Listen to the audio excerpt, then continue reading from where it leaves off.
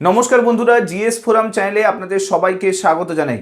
যুব শক্তি, আপনারা জানেন যে ভোট পর্বের আগে বিজেপির ম্যানিফেস্টোতে বলা হয়েছিল যে যুব শক্তি কার্ড দেওয়া হবে এবং মাসে প্রত্যেকটি যুবক যুবতীদের 3,000 টাকা প্রতি মাসে দেওয়া হবে। এবং সেই অনুযায়ী যুব সাথী প্রকল্প, যেটা আগের সরকারের তৈরি করা প্রকল্প ছিল, সেই প্রকল্পটাকে বন্ধ করে দেওয়া হলো। অর্থাৎ এই প্রকল্পে যে 3,000 টাকা করে সমস্ত যুবক এবং যুবতীদের অ্যাকাউন্টে যাচ্ছিল, সেটা কিন্তু বন্ধ করে দেওয়া হলো। এরপরে নতুন করে যুব শক্তি কার্ড শুরু হতে চলেছে এবং এই যুব শক্তি কার্ডে অনেক কিছু ক্রাইটেরিয়া বলে দেওয়া হয়েছে।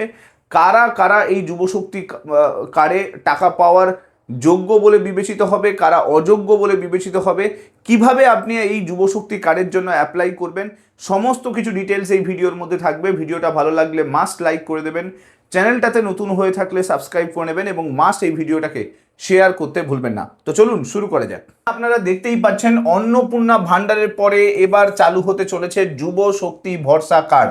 এখানে বেসিক্যালি যত বেকার যুবক যুবতী রয়েছেন তাদেরকে প্রতি মাসে 3,000 টাকা করে দেওয়া হবে। আপনারা জানেন যে অন্নপূর্ণা ভান্ডারের জন্য ফর্ম ফিল আপ অলরেডি শুরু হয়ে গেছে, অনলাইনে ফর্ম ফিল আপ শুরু হয়ে গেছে এবং ফর্ম ফিল আপের পরিবর্তে পরবর্তীকালে 28 লক্ষ অন্নপূর্ণা ভান্ডারের জন্য যারা অ্যাপ্লাই করেছিল তাদেরকে কিন্তু অলরেডি টাকা দেওয়াও শুরু হয়ে গেছে। এবার যুব শক্তি কার্ড নিয়ে সরকারের বড় আপডেট, যে যে প্রতিশ্রুতি দেওয়া হয়েছিল ভোটের আগে, যে প্রতিশ্রুতি দেওয়া হয়েছিল সেই প্রতিশ্রুতি রক্ষার পালা কিন্তু এবার নতুন বিজেপি সরকারের। মহিলাদের পাশাপাশি কর্মহীন যুবক এবং যুবতী যারা রয়েছে এই প্রকল্পের আওতায় কিন্তু আর্থিক সহায়তা পাবেন। এমনকি চাকরি না হওয়া পর্যন্ত, যতদিন না চাকরি পাচ্ছেন ততদিন পর্যন্ত এই যে যুবশক্তি কার্ডের মাধ্যমে 3,000 টাকা করে গভর্নমেন্ট অফ ওয়েস্ট বেঙ্গল অ্যাকাউন্টে প্রোভাইড করবে। তবে এই প্রকল্পের সুবিধে পেতে গেলে কিছু যোগ্যতা পূরণ করতে হবে, অর্থাৎ কিছু ক্রাইটেরিয়া বলে দেওয়া হয়েছে। সেই ক্রাইটেরিয়া কিছু ফুলফিল করলে তবেই কিন্তু এই যুবশক্তি কার্ডে টাকা দেওয়া হবে। আপনারা জানেন যে আগের যে সরকার, সেই সরকার কিন্তু যুব সাথী প্রকল্প চালু করেছিল এবং যুব সাথী প্রকল্প সেখানে কোনো ক্রাইটেরিয়া ছাড়াই যারাই যুবক যুবতী ছিল, বেকার ছিল, কর্মহীন ছিল, তাদেরকে কিন্তু 1,500 টাকা প্রতি মাসে দেওয়া হয়েছিল।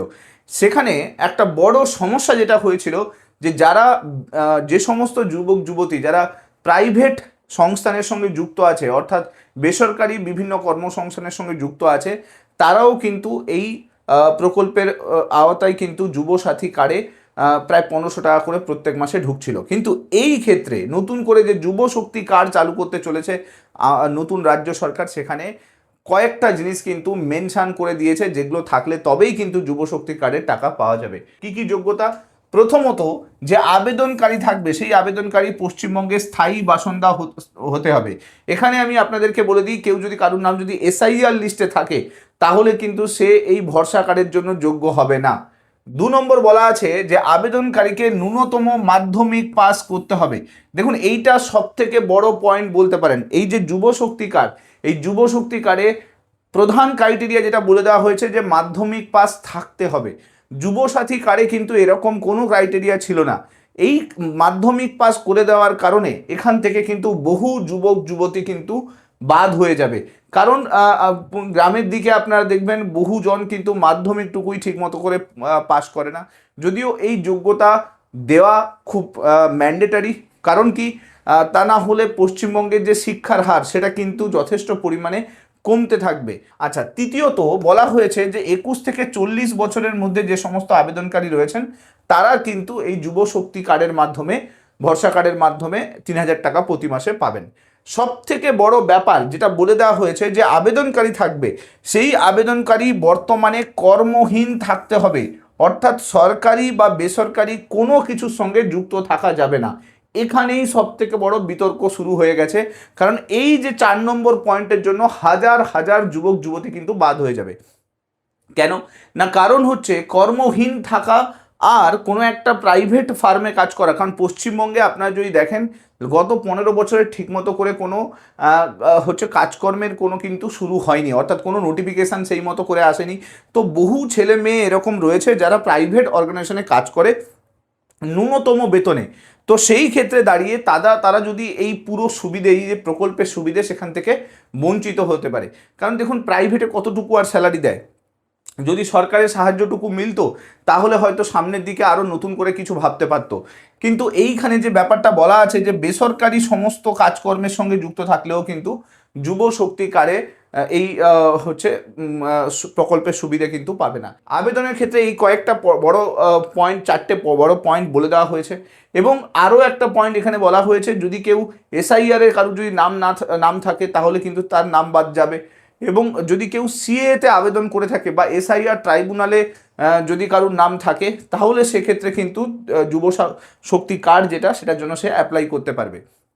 এবং আরও একটা জিনিস যেটা সবথেকে বড় পয়েন্ট, সেটা হলো এই যে এই ফর্মের জন্য আপনাকে কিন্তু আপনার যে অ্যাকাউন্ট, সেই অ্যাকাউন্ট কিন্তু ডিবিটি লিঙ্ক থাকতে হবে। যদি ডিবিটি লিঙ্ক না থাকে তাহলে ইমিডিয়েটলি ডিবিটি লিঙ্ক করিয়ে নিতে হবে, তবেই কিন্তু আপনি আবেদনের যোগ্য হবেন। এবার আসি আবেদন আপনি কিভাবে করবেন। দেখুন, যুব শক্তি কার্ডের জন্য এখনো পর্যন্ত আবেদন নেওয়া শুরু হয়নি, তবে এর আবেদনের প্রক্রিয়া খুব তাড়াতাড়ি শুরু হতে চলেছে। রাজ্য সরকার এর জন্য একটা নতুন পোর্টাল তৈরি করতে চলেছে। সেই পোর্টাল আনুষ্ঠানিকভাবে কয়েক সপ্তাহের মধ্যেই কিন্তু ডিক্লেয়ার করে দেওয়া হবে। যেভাবে অন্নপূর্ণা ভাণ্ডারের মাধ্যমে টাকা দেওয়া হচ্ছে, তো ফর্ম ফিল আপ করা হচ্ছে, সেইভাবেই কিন্তু যুব শক্তি কার্ডের জন্য নতুন করে আবেদন প্রক্রিয়া শুরু হবে। তার জন্য মুখ্যমন্ত্রীর তরফ থেকে জানিয়ে দেওয়া হয়েছে নতুন পোর্টালে কাজকর্ম শুরু হয়ে গেছে।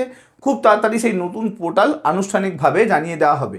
এখন এখান থেকে বড় প্রশ্ন, যারা যুব সাথী কার্ডে অলরেডি টাকা পাচ্ছিল তারা কি ডাইরেক্টলি কানেক্টেড হয়ে যাবে? না, এইখানে আপনাদেরকে বলে দিই, লক্ষ্মীর ভাণ্ডারের যেরকম সবাই ছিল, পরবর্তীকালে অন্নপূর্ণা ভাণ্ডারের ফর্ম ফিল আপ করতে হয়েছে, ঠিক সেইভাবে যারা যুব সাথী কার্ড পাচ্ছিলেন বা যুব সাথীর মাধ্যমে টাকা পাচ্ছিলেন, তারা কিন্তু নতুন করে যুব শক্তির জন্য আপনাকে অ্যাপ্লাই করতে হবে।